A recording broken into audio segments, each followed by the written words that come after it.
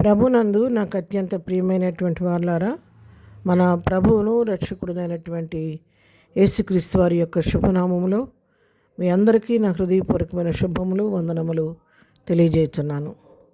ఉదయకాల సమయంలో దేవుని వాక్యాన్ని ధ్యానం చేసుకుందాము.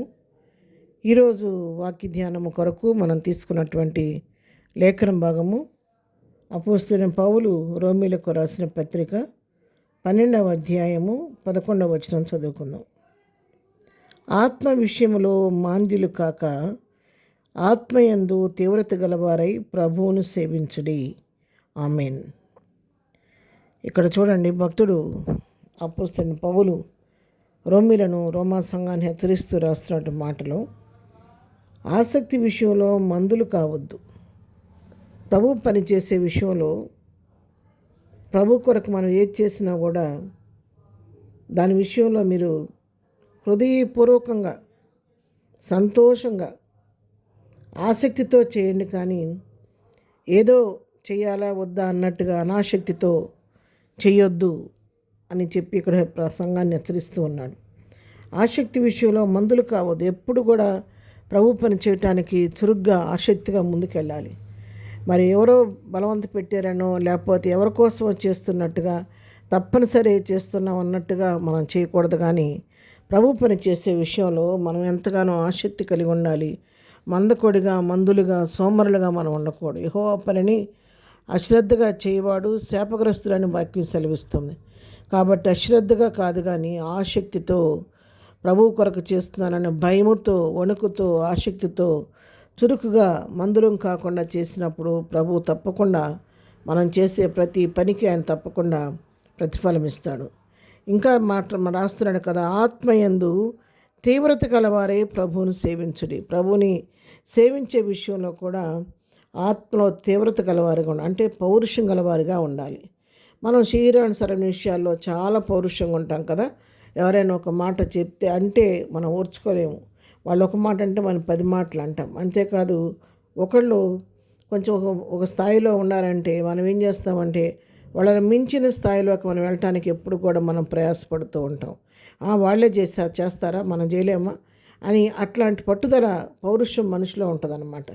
అట్లాగా పౌరుషం కలిగి మరి చదివి పిల్లలైతే స్టూడెంట్స్ అయితే చక్కగా మరి పట్టుదల కలిగి చదివి పౌరుషంతో రోషంతో కష్టపడి చదివి తను అనుకున్నటువంటి టార్గెట్ని రీచ్ అయ్యి తన తోటి వాళ్ళకంటే నేను మిన్నగా ఉన్నాను, వాళ్ళకంటే నేను ఎక్కువ మార్క్స్ సంపాదించుకున్నాను, వాళ్ళకంటే నేను మంచి పొజిషన్లోకి వచ్చానని చెప్పి అనిపించుకోవడానికి వాళ్ళు ప్రయత్నం చేస్తూ ఉంటారు. ఆ విధంగానే మన ప్రతి విషయంలో కూడా లోకానుసరణ విషయాల్లో మనం ఎట్లా ఉంటామంటే ఉన్నదాంతో సరిపెట్టుకోవడానికి ఇష్టపడం. ఎప్పుడు కూడా తోటి వారి కంటే మనం ఒక మెట్టు పైన ఉండాలనే మనం ఎప్పుడు కూడా ఆశపడుతూ ఉంటాం. అయితే లోకానుసరణ విషయాల్లో మాత్రమే కాదు, ప్రభువును సేవించే విషయంలో ఇట్లాంటి ఆసక్తి, ఇలాంటి పౌరుషం, ఇలాంటి తీవ్రత మనలో ఉండాలి. మన గుండెల్లో ఎప్పుడు కూడా ప్రభుని గురించి మంట మండుతూ ఉండాలన్నమాట. ఆ మంట మనలో ఉన్నప్పుడు మాత్రమే ప్రభు కొరకు ఏది చేయడానికన్నా మనం ముందుకు త్వరపడి వెళ్ళగలుగుతూ ఉంటాం. కాబట్టి అందుకే భక్తుడు ఇక్కడ రాస్తున్నాడు, ఆసక్తి విషయంలో మందులుగా ఉండొద్దు, మీరు ఆసక్తి కలిగిన వారిగా చురుగ్గా ఉండండి. ప్రభు పని చేసే విషయంలో మీరు తీవ్రత గలవారండి, ప్రభువుని సేవించమండి. అవును పిల్లారా, మనం కూడా ఈ కడవరి దినాల్లో ఉన్నాము. దేవుని రాకడ బహు సమీపంగా ఉంది. ప్రభు రాకడ గుర్తులు కనబడుతున్న సమయంలో ఇంకా మనం సోమరులుగా మందులుగా ఉండటం కాదు, కానీ నిద్రిస్తున్నటువంటి సింహాల్లాగా మన క్రైస్తవులు మనం ఆ విధంగా ఉండిపోవటం కాదు, కానీ ప్రభువు మనకి ఇచ్చినటువంటి రక్షణను చేతబుచ్చుకొని మనం వెలుగుతూ ఇతను వెలిగించేవారిగా ఉండాలి. తీవ్రత కలిగి పౌరుషం కలిగి, అమ్మో నా ప్రభు రాబోతున్నాడు, నేను నా ప్రభుని ఎదుర్కోవడం నేను సిద్ధపడాలి. నేనే కాదు, నాతో పాటు నా కుటుంబాన్ని సిద్ధపరచాలి, నా చుట్టూ ఉన్న వారిని సిద్ధపరచాలి, సంఘాన్ని సిద్ధపరచాలి, నా దేశ రక్షణ కొరకు నేను ప్రార్థించాలని తపన మన హృదయంలో ఉండాలి. అటువంటి పౌరుషం కలిగి ప్రార్థించినప్పుడు మనం చేసే ప్రార్థన అన్న దేవుడు మనల్ని, మన కుటుంబాన్ని, మన సంఘాన్ని, మన దేశాన్ని కూడా రక్షిస్తాడు. ఏ పరిస్థితికి భయపడాల్సిన పని లేదు.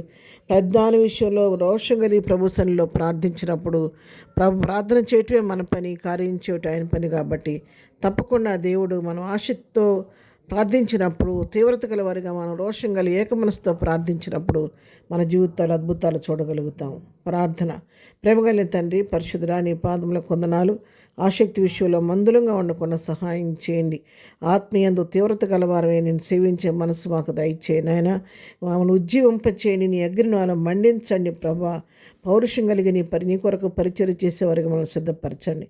ఎదురం మేము చేయి పని పాటలో తోడుగా ఉండండి. రాకపోకలో క్షమం దయచేయండి. దాని బర్త్డే మ్యారేజ్ చేసుకుంటారని దీవించి ఆస్వాదించండి.